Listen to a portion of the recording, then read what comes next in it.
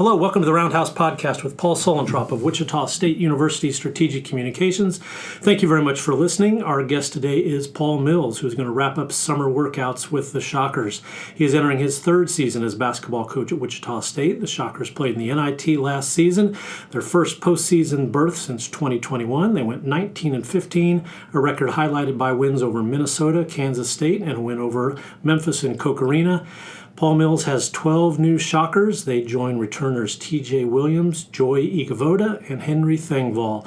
So, Paul, let's take people through the summer schedule. How many weeks of practice do you get? How do you set up the workouts? Well, one, thanks for having me on. Two, I don't know if you ever get a chance to come by Paul's office, this is a Wichita State shrine in here, from basketball to baseball. So this is my first time in here, so I'm enjoying this. The scenery's pretty good. So summer's interesting. When the guys get here, we get 8 weeks with them, and so basically the way that the summer calendar works is pretty much in tune with the academic schedule.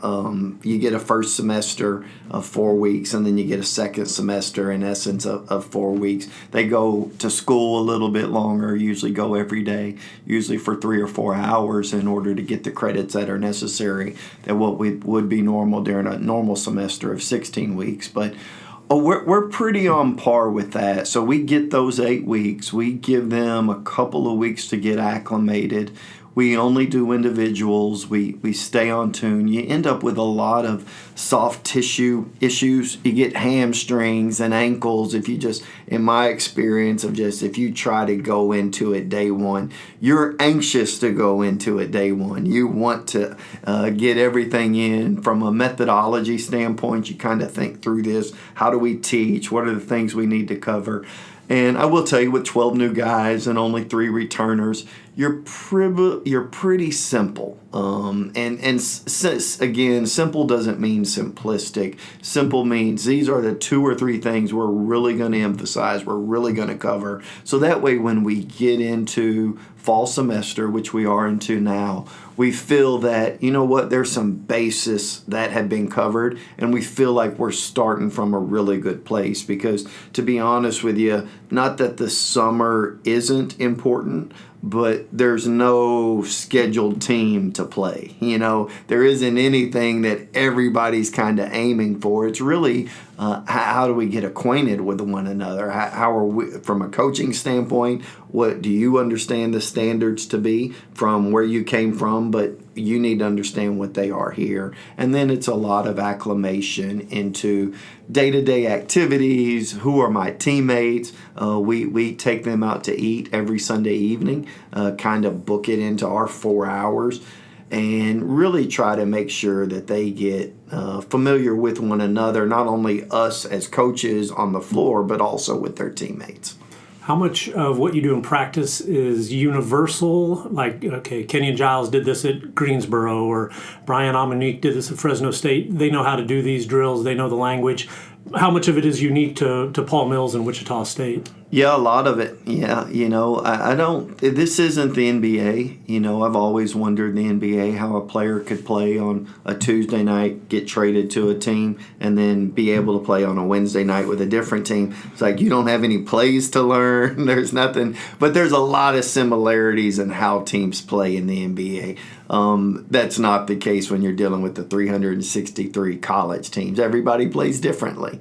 And so I think from a terminology standpoint, I don't know if we use the same term. I'll give you an example. Like the very first day, practice number 1, the very first thing we did was pick and roll defense. So we are walking through it. You show it to them on the film. You walk through it. Will Berg, who's transferred from Purdue, is down there at the rim, and he's yelling low, low, low. We tell our guys to yell rim, rim, rim. And so that little bit of a nuance, man, I've been used to this for 2 years, and I've used this terminology, and it means the same thing. Low to us actually is an offensive call that we use for something else. And so I think all of that, you're dealing with all of them, who all come from different terminology, who they may have done pick and roll defense differently. There's no one universal way. Whereas I would tell you in the NBA, you see drop coverage with their bigs. You really don't see anything else. And so people will change it up, but from a fundamental standpoint and a base standpoint, that's what they do. So I think all of those little things, just trying to get everybody on the same page is quite a task, to be honest with you. So good that Will Berg was vocal and communicating. You just got to get him saying the right words. Yeah, and you know what? We actually changed it. Just knowing that he was going to be in that, and we changed the terminology because we knew that was something you were already familiar with, right? And so there's a little adaptability from a coach's standpoint into what players are used to in order to make the ease of the synergy a little easier. And so there is adaptation on our part. It's just not on the player's part that we need to kind of emphasize. You're wearing your Nike gear, and I'm trying to ask every coach about Nike. Yeah. Shockers went to Nike on July 1st. What's that mean for your basketball program? Well, one, it's a wonderful brand. I think it's a dominant brand in the game of basketball specifically. They do a great job from a grassroots or probably a little further ahead than a lot of your newer teams that have come on. There's newer programs, Puma, New Balance, that are trying to be established. But Nike, Adidas have kind of been around for a while. But Nike does a tremendous job with their gear. The players that you probably grew up rooting for. I grew up rooting for Michael Jordan. They don't have Converse anymore when Magic and Larry Bird were wearing Converse. But I would tell you that the players today, from a LeBron standpoint, that from a Giannis standpoint, guys that people usually cheer for are probably wearing Nike brand. There's other brands that do a phenomenal job, but Nike kind of is a big deal in the basketball world, so it helps. I personally like the gear. I'm used to it from my time at Baylor and my time at Oral Roberts, so I've kept a lot of Nike gear over the years, so it's good to be able to break it out. It's been fun to see Dominic Elsner and Lucy Parson rolling around the department with boxes of Nike gear. I think they're the most popular people around. No doubt. I saw during the black and yellow gala that there were trucker hats with Shockers on the front that were Nike that the golf team wears. And I was like, where do you get those? And so I have been introduced to some new things that I'm trying to find and get myself. You've got all the good stuff. You have 2 new assistant coaches. I've seen Josh Eilert out there banging around with the big guys.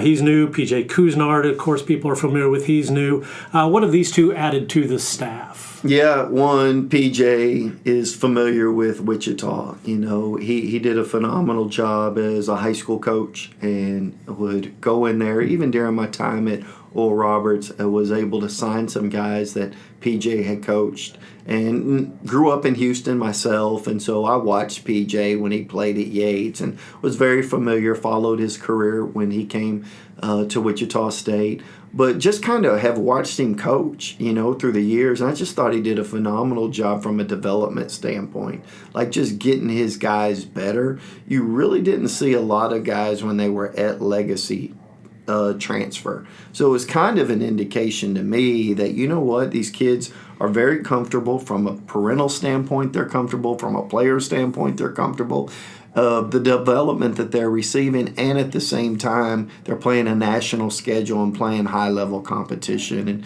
PJ did a phenomenal job, and I've always thought that, man, if ever there was an opening on my staff, that, there's a short list of names that you keep of people who do really good work that you admire, but actually visited with PJ about this a year prior, and the timing of it just wasn't good for him, wasn't good for us. And so when this situation came about, when TJ Cleveland left to go to Texas A&M, it was just talking through the staff. It was like, we got one name for you. And it was PJ. And it was already on my mind, but it helps the fact that, one, he's familiar with Shocker basketball. He understands the standards that are here, and he has a vested interest in seeing this place move forward and propel forward. And so that was kind of a no-brainer for us, and he's done a phenomenal job.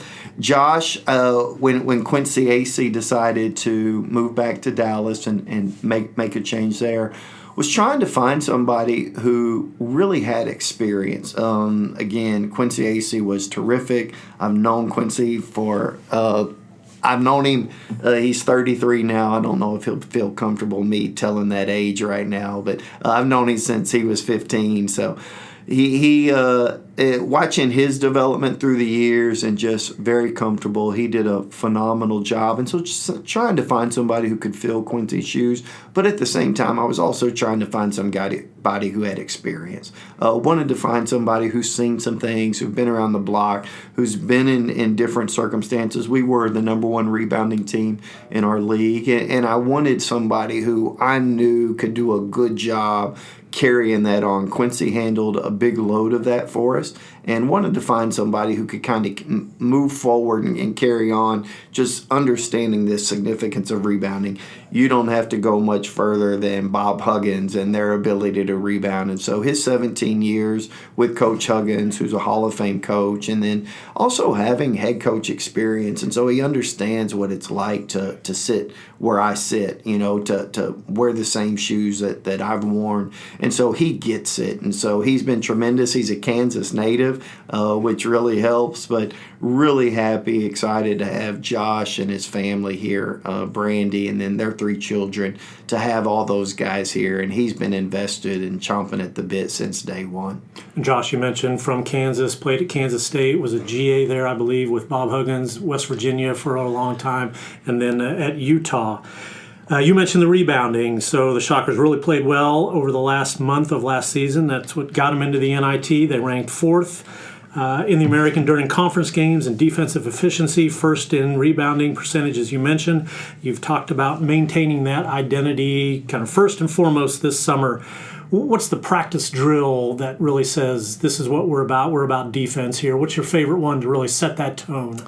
Yeah, there's a couple of them I've stole. We're all thieves. I'm reminded of a pastor who told me one time that he was going to write a book, sermons I preach from other thieves. I think the same thing is true of plays, plays that I stole from other thieves, drills I stole. So we do the bubble drill, which, Coach Sampson at Houston has kind of been a big proponent of. And if you ever come to one of our practice, there's a bubble that sits on, and there's different arc shapes on the bubble, so you don't know which way the ball's going to ricochet. And we've got a point system in order to understand how you get points. The ball can't go in. It's literally a sphere on top of the goal that can't be penetrated via a basketball.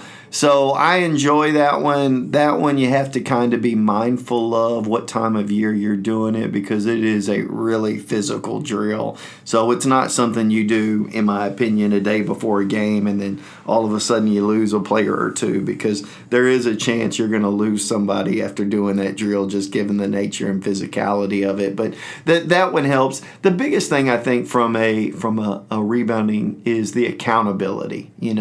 I think that we could all come up with drills. It's not hard. A lot of people could probably go on YouTube and find something. YouTube has a huge library of things that people could do, and I'm sure a lot of coaches can find things on there that lend itself to being a better rebounding team from a drill perspective. But the bigger issue is accountability. And so that's actually the first numbers we show the players after every game. And this is how we hold you accountable from a defensive rebounding and an offensive rebounding. And then there's consequences if you meet your number or don't meet your number. And so there's praise if you meet it. There's consequences if you don't. So all of that to be said, yeah, there are drills that do a great job, but it's you are what you emphasize, and we've put a great deal of emphasis on it. And then we need to make sure we have the caliber of players too, and it's kind of why we added some of the guys that we did. We just feel really good about what they can bring to us in order to secure the basketball. I'm not going to get too wonky on you here with basketball, but every rebound is an offensive rebound. It could continue your possession if you're on offense, or it could ignite and start your offense on the other end.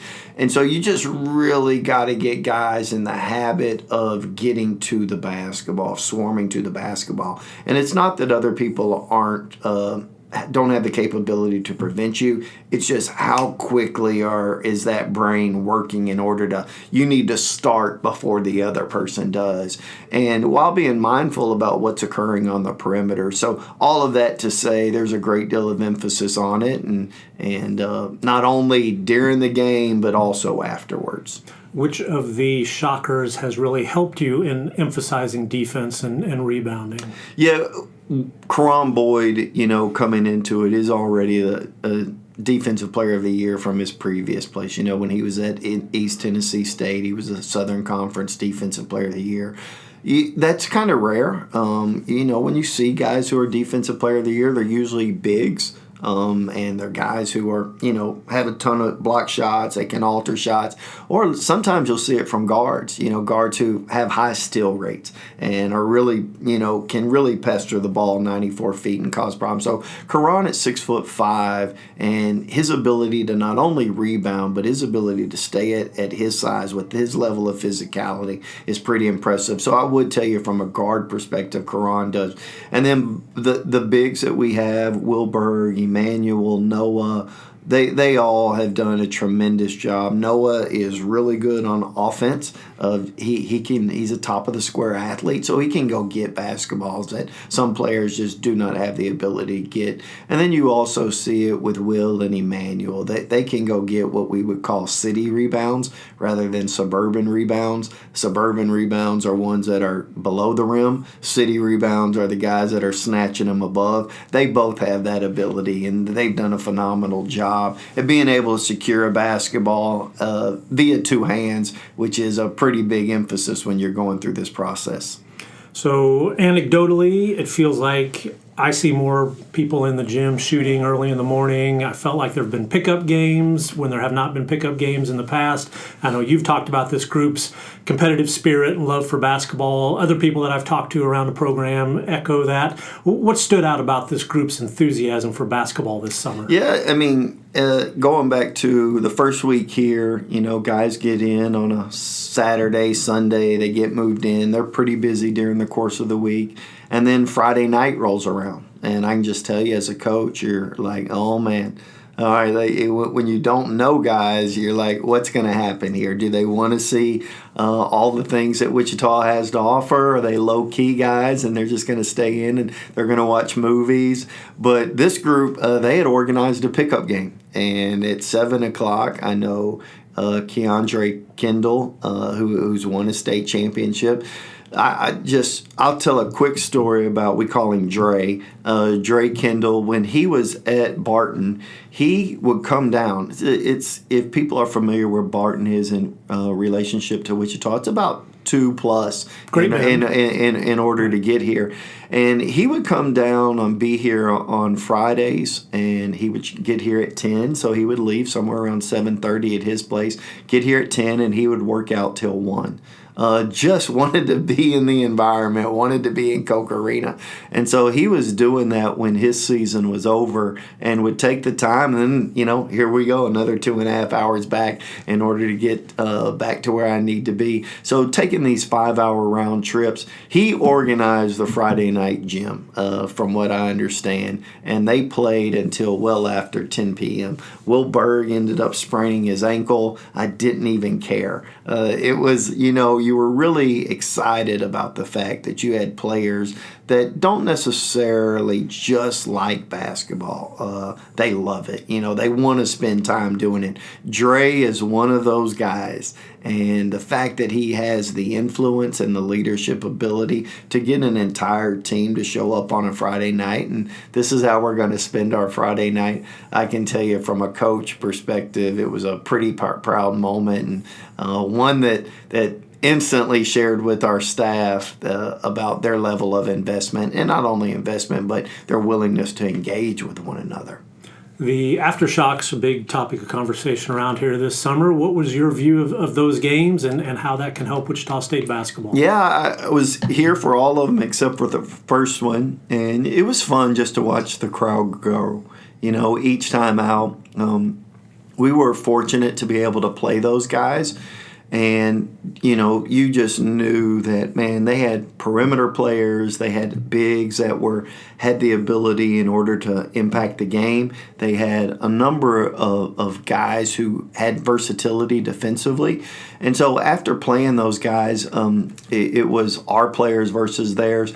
As a coach, I wasn't allowed to be a part of it. So, was mindful of it going on. But I was kind of curious about, I wonder how good they are. So when they go on to win the championship, that was a little refreshing just because I know how competitive our guys were against them. But at the same time, it was, I've been in the opponent's locker room when I was a head coach at Oral Roberts. So I've walked out into Coke Arena and I've seen, what this place looks like full, and didn't matter who it was you were playing. It was fun to watch the support grow.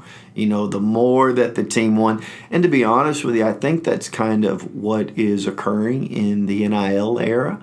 These are players that, I'm not telling you the guys that played at TBT were given a lot of money to come play, but, they were given compensated in order to take, 2-3 weeks in order to show up here. And then to be able to ignite a community. I've always felt that during my time here, like, we are sitting on gunpowder.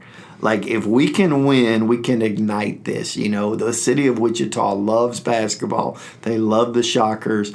And it was fun to see that via the TBT and to watch that being here Saturday at that 3 o'clock or Sunday at that 3 o'clock game. That was really fun. It was an enjoyable experience. And I'm really happy for all of those guys, from Zach to Garrett to JR. You just watched all of those guys, how invested they were, and then to see the players and then to see the crowd, and you need all of that, right? You need to make sure from a coaching, from a playing, and then the fans adding that ability. It's what makes this place as special as it is, not only locally but nationally. It was a lot of fun. No doubt you will not see every arena with 9,000 plus on a Sunday afternoon in August. Let's talk about the center position. You've mentioned Will Berg, Emmanuel Okorafor. They're the experienced big men. They seem to have different skills. Tell us how they complement each other. Yeah. We have the ability to kind of be able to play both. I will tell you that Will can step out and can be on the perimeter. Does a good job with DHOs, just being able to handle the basketball up top and go into dribble handoffs, and then has the physicality in order to he's capable as a passer, which was one of the things that was really intriguing when you watched him coming out of Purdue, some of the decisions that he made. And then he also has stretch ability. He shot 4 threes during our time during the summer when we went up and down, and he's 4 for 4. I think this this is going to break the streak, because once you start talking about a streak, they eventually start missing shots. But he's plenty capable in order to step out and do that. And so Emmanuel's kind of your rugged big, better physically, and what I mean by that, faster. Like he can get up and down the court with a great deal of speed, given a guy his size. Every Friday we run 6-minute miles, and that's not an easy thing to do for guys that size. I think Will, the very first time he ran, was at the 5:54, 5:56 mark, and it was wow. But here you have a 7'2" guy being able to have that level of mobility and speed is pretty impressive. But then you go to Emmanuel, and Emmanuel's in the 5.5 range. And it's pretty impressive with just how well they move. They've gotten better and better at their mile times over the course of the year, and it's kind of an indicator of the shape that's needed and necessary. But I would tell you that Emmanuel's lateral is also really special. And then he's got physicality and finish around the rim. Was really impressed with how he handled things at Seton Hall out of pick and roll, and we feel that there's going to be some synergy of what he did previously, because he's been taught well in order to come in and be able to add that pretty quickly to us. And you mentioned Noah Hill, who I've really enjoyed talking with him. He's got a big personality, and then I've enjoyed watching him. Freshman, Sunrise Christian Academy. But boy, I would see him against those two older, bigger, more experienced guys, and he would bang with them and was not backing down. Tell the fans a little bit about Noah. Yeah, that's what you love about Noah is he has zero back down to him. He just doesn't have the library of knowledge right now in order to kind of understand everything that's going on the court, and that happens. He hasn't been playing solely basketball for longer than a 2-year period, but he has the intangibles. He does not back down. Quincy AC, when we went and watched him. And I remember the first time we were watching him at Sunrise, and I was sitting there with Quincy. I said, "You know who he reminds me of?"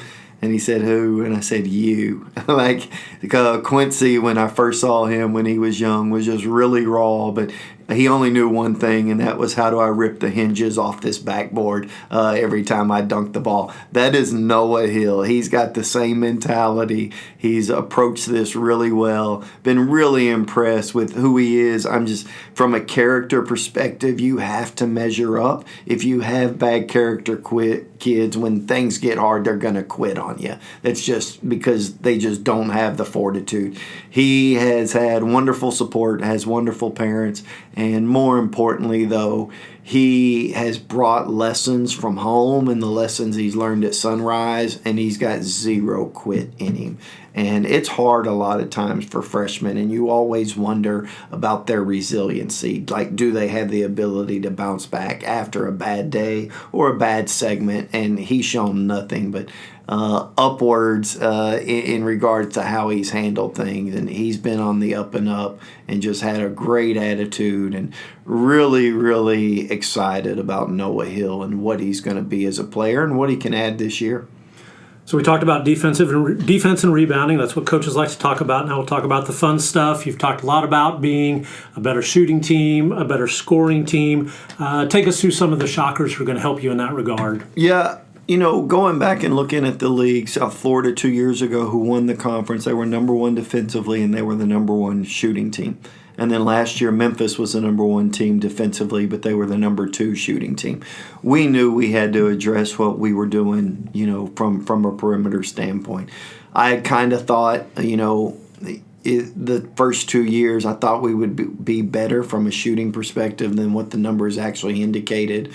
And so we'll see. But I do feel that getting three guys on our team, and Kenyon Giles, Michael Gray, Brian, who comes to us from Fresno State. Brian as a freshman shot. All of those guys were north of 40%. They all shot better than 40% as, Brian as a freshman, and then the other two having a lot more experience. So I think that helps. And then I think guys get better. Guys have improved. Guys get better during the course of the summer.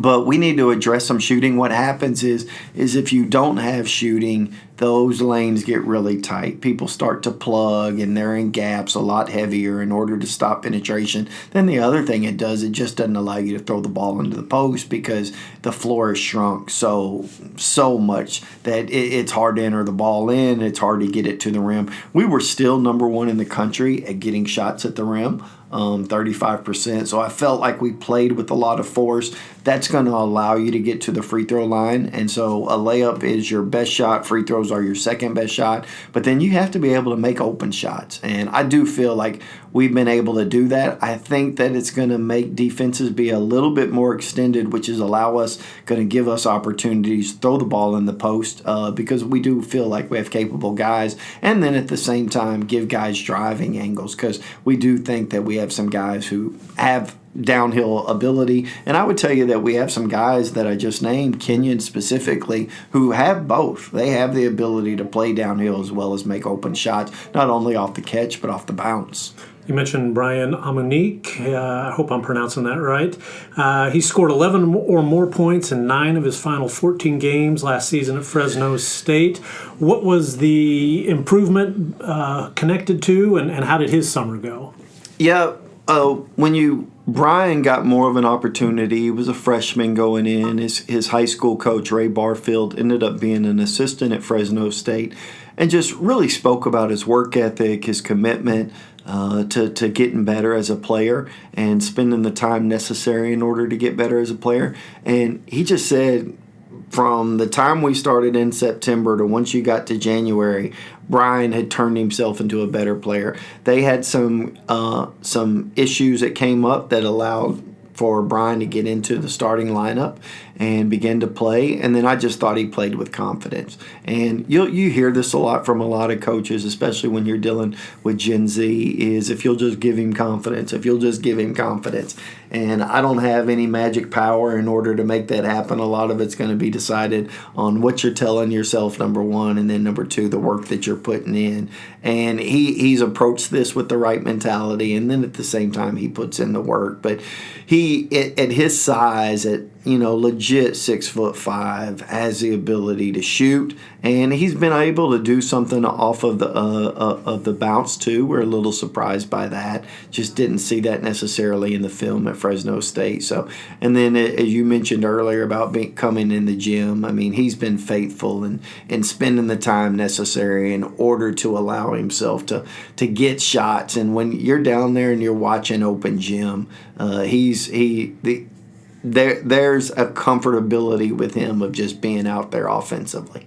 Yeah, he's one of the guys on this team. When he shoots it, I believe it. Yeah. But Kenyon in that group, and Michael Gray. Yeah. I think there's some guys that you really like seeing shoot the ball. You mentioned Karan Boyd, really good defensive player. He can play on the wing. He can run the offense some for you. Describe his role on the team and how it evolved over the summer. I mean, we have two seniors in that we know, in Karan Boyd and Kenyon Giles, and I just think there's a leadership that comes with it. He started out at a Division II school and then turned himself into a heck of a player at East Tennessee State. And then you've always seen him kind of level up because of the work. But he's a terrific leader. I go back to leadership is influence. And you have bad leaders, people who influence negatively, and then you have people who influence positively. He steps on the court and he understands, like, I'm here to influence this positively. And we talked to him about being more of a facilitator because we did recognize his ability to pass during the course of the year. So we've really worked on his ability to facilitate from the one spot. So can kind of give us some leeway to play some other guys off the ball so they don't feel a lot of the heat with constantly handling it, specifically Michael and Kenyon Giles. And both of those guys can play the point too. All of that to say he stepped into a new role and he's embraced it wholeheartedly while not losing the fact that, my expertise is on the defensive end. And he's been able to add and expand components of his games offensively, but still be a force defensively in order to really impact the game. You mentioned the scrimmage with the AfterShocks. One of the highlights that I enjoyed, T.J. Williams, redshirt freshman for the Shockers from Heights High, drove to the basket, scored overthrew against Rashard Kelly, Yeah. and to me that was kind of a significant milestone in a pickup game. Tell us about T.J.'s summer and how he's going to help this team. TJ's great. I think people who've watched his career from Wichita and know about the things that he did at Wichita Heights in order to, not only be the player of the year in the state of Kansas, but just the victories that he was able to accumulate during his time there, some pretty significant ones.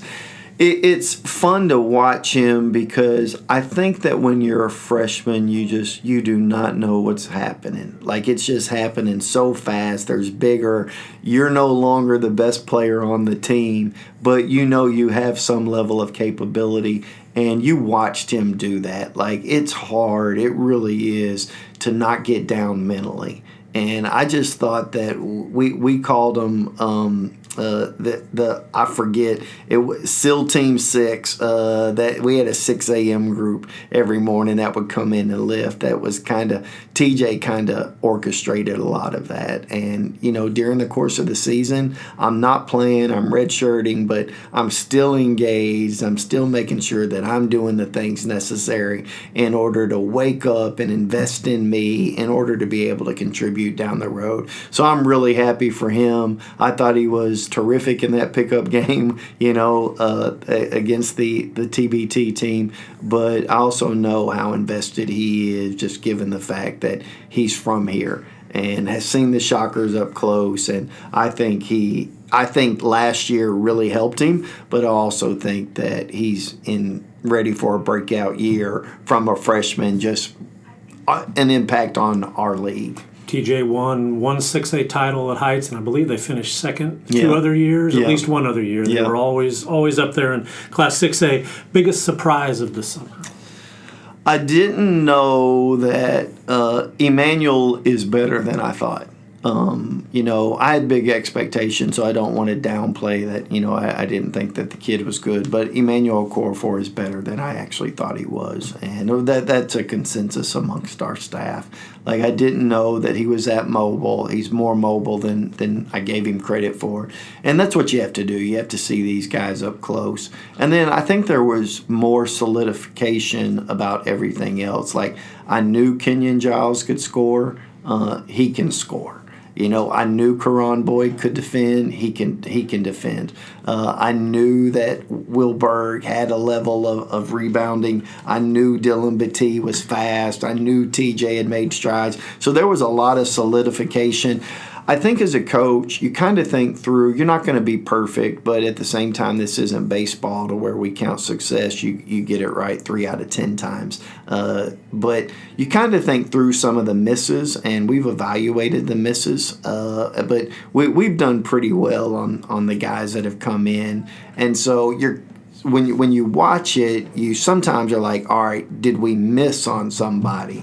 And I would, and I'm not just saying this because I'm on a podcast now and this is public, but I would in previous years say, ooh, there may be a guy or two that, I don't know if he's ready just yet. I honestly, we brought in 12 new guys.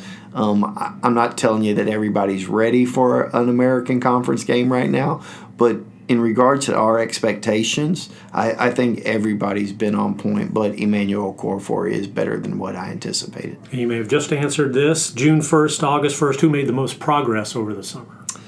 I thought Joy did a really good job. I think Joy is blessed with a physique and has the ability to impact a game on both ends of the court, but he needed to become a more consistent shooter. Joy is not going to go by anybody. It isn't as if his handles are also tight enough to where he's going to wiggle by somebody. So it isn't like, his speed is unbelievable, and at the same time, he has really tight handles so he can get in creases that other people can't. So he needed to become a more consistent shooter. And to his credit, he's done that. He's put in the time. And he's a great rebounder. He is a solid defender. We can all grow in that particular place. But he's been a really consistent shooter for us over the summer. And really impressed because I know the time that he's put in order to make that happen. We'll wrap it up with a movie question. I think people are well aware you love Hoosiers. What's it's not your favorite sports movie. Yeah. What is your favorite sports movie? I love the movie Hoop Dreams. When that documentary came out with, Arthur Agee, William Gates, I remember going to the theater with now my wife. We were dating at the time and just being captivated by, one, watching young kids come up and then just improving and getting better and seeing the opportunities, but very mindful about sometimes the exploitation that occurs and all these different people, and then how you can watch it go sideways, what the anticipation or what the expectations are with a guy like William Gates, and then you watch guys who parlay it into something that's different, as we saw with Arthur Agee. And so it's just one of those things that people try to predict on 15 and 16-year-olds that is really difficult to do, but it's all the adults in the room that are navigating this world for these kids, and you have to be cognizant of it. And so I don't know, when I first saw the movie, I wasn't as aware of how significant the adults in the room are about carving out these paths for kids and really protecting them. I told our players this yesterday, your prefrontal cortex doesn't stop developing until after the age of 25. So these kids see something and they're impulsive, right? Oh, that's terrific. How much money do I have? Can I buy it? And they're not thinking about retirement. And you realize a movie like that really, really brings it out. And for me, it is the level of support that surround a kid is not only instrumental, it's monumental. And it's one of those movies that bring it out and do a terrific job of bringing it out, and how those guys go on in their individual career paths. I know, I believe William Gates is a pastor right now. I know Arthur Agee does some things as well in order to talk about the movie and the level of influence. But people need to be mindful of the fact that this is going on all across America. And I thought a movie like that brought it out. And one, it inspired me to be one of those adults in the room that, that not only do you need to be monumental, that people can trust you, but at the end, you need to provide some level of direction to set these kids on a path for success. Because a lot of them come from really difficult situations. And, I've said this before, as much as I wish my gift was playing, I've realized my gift is helping. And a movie like that just really helped me dive into my calling of really wanting to help young kids. The brain development thing explains a lot about my own life, as I'm sure my mom would tell you. Hoop Dreams, excellent documentary. I would really, really recommend it. What's your go-to movie snack? Man, good question. I'm pretty typical. I do consider myself a popcorn aficionado. I have different kinds of seasonings for popcorn all through my cupboard that you could. I got different types of butter. Right now I'm on to the sea salt that Skinny Pop makes. I think they do. But if you come to my house, there are bags of popcorn sitting around. I'm told it's a healthy snack. After I get done eating it, I don't necessarily feel healthy. So I don't know if that's true or not. But I will tell you that I'm pretty typical. But I am a bit of a popcorn snob. I can tell you if it's bad or if it's good. The best kind of popcorn, though, is the ones that they leave out, right? All the concessions, and they throw it in those big bags, and they just let it sit overnight. That kind of stale popcorn that they let sit overnight, I actually find very favorable. Okay, let's marinate a little bit. Do you put? I've got to put junior mints in my popcorn. Do you ever really? do that? No, I haven't gone that route. You need to try that. Yeah, there's nothing better than melted chocolate, warm, hot popcorn. Yeah, that's I don't like the caramel popcorn or all that other stuff. I just like straight popcorn, and then I'll add my seasoning and my butter based on what my mood is for that particular evening. Right. But I usually don't go. There's 5 nights a week where I'm eating popcorn. Wow. Okay. Well, next, give the junior mints a try. That's a good idea. Paul Mills, he is entering his 3rd season as coach at Wichita State. Paul, thank you very much for your time. Thank you.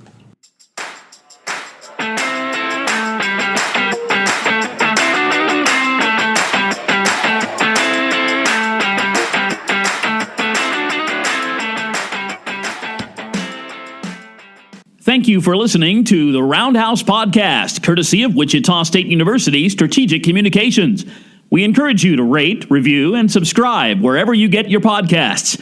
You can find more Roundhouse content at GoShockers.com. Hawkins going to go to work on Washington, and it was dug out of there by Bijan Cortez. Lob to Beverly.